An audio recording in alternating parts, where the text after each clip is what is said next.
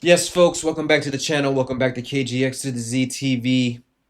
Make sure you guys hit that like button, hit that subscribe, hype the videos. Um, let's get into it. Let's get into it. Manchester City 3, Chelsea nil. The I want to say the third straight game that we've lost 3-0 in terms of Champions League, right? Second leg versus PSG, then the league, and then now 2 3-0 defeats in a row in the league. And fully deserved by Man City. The better side, especially in that second half. But let's take it back to the beginning, and let's start with the lineup. So Sanchez in goal. Right back was Gusto because James is still out. Center backs were Fafana, and then Hato came in at left-sided center back, which was definitely a big call. No Trev Chalobah available. He's still out injured. Not sure if he's even going to be back for the rest of the season. Cucurella at left back. Midfield, obviously Enzo's suspended, so it's Caicedo and Santos. Um, Palmer in the 10. Right side was Neto, or sorry, right side was Esteval, JP up top, and then left side was Neto. And to be honest with you, first half, very even contest. I thought we were very good defensively. Um, City's plan of attack was obviously to find their danger men up top, which is Doku on that left side, Semenyo on the right side, and then Cherky just kind of pulling the strings and just popping up in all different areas, right? We're kind of going to get the ball, going to um, find the little pockets of space where he can be so effective. And in the first half, we nullified him, right? We did a good job of doubling up on the wings, even though we were caught a few times with Esteval on that our right side, their left side, in terms of him being Doku being isolated on Gusto, but Gusto was fairly good today versus Doku. I know Doku got his goal, and we'll talk about that in the second half. But um, we we were very good defensively first half. We were. I'm looking at the halftime stats now. We had five shots on total attempts. They had five. They had two shots on target. In that first half, we had one. They had 64% possession, so we definitely conceded possession and kind of backed off a little bit. But that first half, yeah, it wasn't a very entertaining first half. It wasn't a very well executed first half. We had some opportunities in that first half. We put the ball in the back of the net. Cucurella was marginally offside, and we're talking about on Jimmy's watch along. Make sure you guys go subscribe to the homie Jimmy Split TV, as always. But they took forever to show the lines, and even then they barely showed it for a split second. But if he was offside, he was offside. Thought the referee in general in that first half was absolutely terrible. Roger should have been booked 5 minutes in, pulled Palmer's shirt from behind him when Palmer was through. Booked Semenyo for a routine foul for a player going away from goal. Esteval, he was missed like two or three calls, fouls against Esteval, who Esteval wasn't good today at all. But refereeing, aside, and like I said, it wouldn't have made a big difference. But that first half was very pedantic. We were kind of playing over their press a little bit, trying to get balls into JP. JP was doing a pretty good job, right? Because we know Gehi and we know Kusanov, who are their starting center backs, aren't the best when it comes to aerial duels and challenges and things like that. They're more of a covering defenders, right? Very good at covering space, very good at recovery runs and things like that. And just playing deep and allowing we're not playing deep, but kind of being the two central defenders, right, and allowing Nico O'Reilly to come more central in possession and allowing Matthias Nunes to sort of bomb up and down that right wing and use his best attribute, which is his legs. And first half it worked. It worked pretty well. We were like I said, we were competent defensively. Hato was fantastic in that first half. Even Fofana was halfway decent. Gusto was pretty good. Santos was calm in that first half. Going forward, it was really just Cole Palmer kind of killing attacks and doing what Cole Palmer does. And look, we need to have a serious discussion at some point about Cole Palmer. If you've seen it, my content and you follow me around on Footy Judge Mo's channel, and then of course SB and Catch over there at the Catch Up, you know that I've been very critical of Cole Palmer over the last 4 or 5 months. And I personally, I think it's 100% justified because Cole Palmer hasn't been up to the level, right? We've seen some of the reports. Oh, he's unsettled. At first, it was an injury, which I could definitely hear that because he didn't look the same. But he's looked like the same physical Cole Palmer over the last like month or two. So there's really no excuse other than Cole Palmer just not being not being maybe the guy that we thought he was going to be, right? Not being able to replicate, not even his first season, but not being able to replicate that first half of Maresca's first season in charge in terms of the goals, the chances created, the assists, just the moments of magic, the moments of unpredictability. It's almost like he's been found out a little bit in terms of his play style, in terms of what his go to sort of attacks are. And he's just been stinking the gaff out lately. Um, which is a shame because Ja Pedro's been very good for us this year. Esteval just came back. We know the left wing situation is diabolical, right? Spent 90 million on two left wingers that have one Premier League goal to their name, um, and we just know that the attack isn't good enough. Um, we know the defense has mistakes in it, and that reared their ugly head in the second half, right? We came out of the second half and credit to City because City definitely turned it up a little bit and got into the first gear or second gear, but we just allowed them. We were hesitant. We played off of them. We we didn't have any sort of fight. We look like a team that's just ready to just go into the off season, or these players are just have one mind on the World Cup because only a certain amount of players out there are really fighting and are really giving their all. Um, and like I said, it showed second half because right from the start, they City were on us, and they like I said before, they 5 shots at halftime. They ended the game with 18 shots, so 13 shots in the second half. 7 shots on target. Like I said, three of those went in. City get the first goal through turnover. Cross comes in from Cherokee. We've got good at the time, good defensive um, positional awareness and good marking in the box, and it just all goes to shit. It just all goes to shit. Nico O'Reilly 1v1 against Santos. Santos had him, was in front of him, and then just got bullied.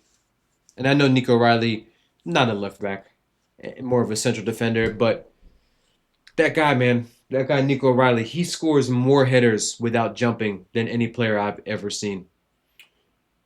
Credit to Nico, he wanted it more. He shrugs Santos off, point blank header, 2 yards out. Nothing Sanchez can do. It's 1-0. And you're just like, all right, what are we going to do? Are we going to capitulate? We're at home. We know what the home fans are like. We know that the second that they smell fear or smell a little bit of adversity, it's they turn on the players. They don't get loud. And look, part of it is I don't blame them. Like what is there to cheer about with this club? What is there to cheer about with these a lot of these players? What is there to cheer about with this manager? There's nothing, absolutely nothing positive right now about this football club, and that starts at the top and it finds its way onto the pitch. So you can understand why fans are dejected, why fans don't want to get behind these players or get behind this coach, get behind this club, because there's no confidence, right? There's no confidence that we're going to go out there and improve, right? We had a very promising young head coach who made us very hard to beat in big games against big teams. And we gave him so much BS in the offseason in the summer window that he walked and finally just couldn't take it anymore. Just imagine that. Didn't even have another gig lined up where he just left right away. He just said, I'm done. I can't take this anymore and walked. And I don't blame him. I don't blame him, man. He lost his best center back. He asked for a replacement. and they told him internal solutions. Meanwhile, the club in North London, who's sitting atop the league right now, didn't even need any center backs really. Maybe one because they lost Kivior. They went out. Not only did they get Mascara, who looks a pretty good player, they also went out and got Hincapié on loan, a left back slash center back hybrid. We couldn't even bring somebody in on loan. And once again, we're probably going to be shopping in the bargain bin in the summer when it comes to Senesi or one of these other guys that are out of contract. But back to the game, right? So it's 1-0 at that point. I think we're like 50. What I'm looking at my phone now. We're 51 minutes in, right? And we're like, okay, all right, we'll see. We'll see how we do. We know that after the PSG game, things can just go downhill and just spiral.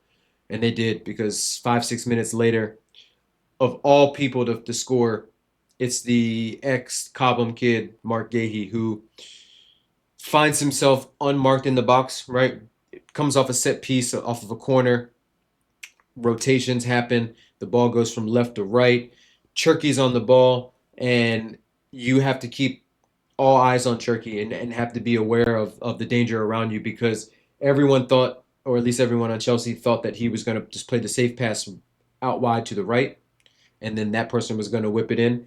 Instead, once JP jumped, once I think Palmer jumped, which I'm not saying is the wrong thing to do. Like it's just natural, right? These guys are professional footballers that have played thousands of matches, across their careers growing up, and they all jump.